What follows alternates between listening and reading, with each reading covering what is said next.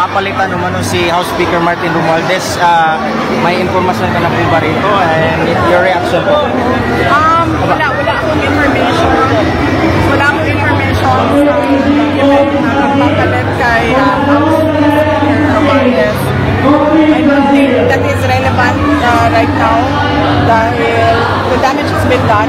Laki na ng pagkakamali at korupsyon na ginawa nila sa budget natin. So palitan man natin si House Speaker Romualdez, hindi na natin mapapalit yung pera na nawala dahil sa korupsyon. Brian, next question. I see my investigation sa mga sumunod. May pinay ng NBI. May schedule na, ma'am. May 9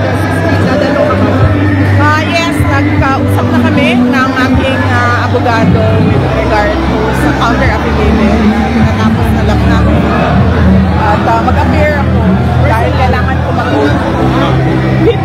In order na Yes, sir.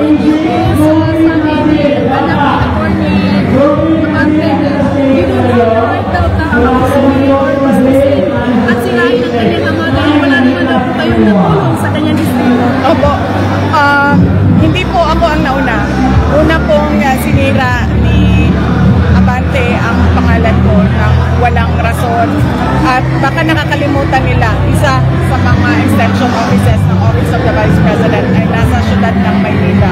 Nandoon sa isang barangay hall nila. Ang kinikater nun ay ang buong syudad ng Maynila. Extension office yun ng PAD namin o Public Assistance Desk namin sa Office of the Vice President. Last question. Nasa syudad ng Maynila, tinanggalan nila ng budget. Last question, Brian. May investigation na yun. May investigation ni BBM itong crime water na pagmamayari ng mga bilyar. Sa tingin mo may kinalaman ba ito sa pag-endorse mo kay Camille? Malamang. Dahil lahat naman ng galawan ngayon ng administrasyon ay dahil sa politika.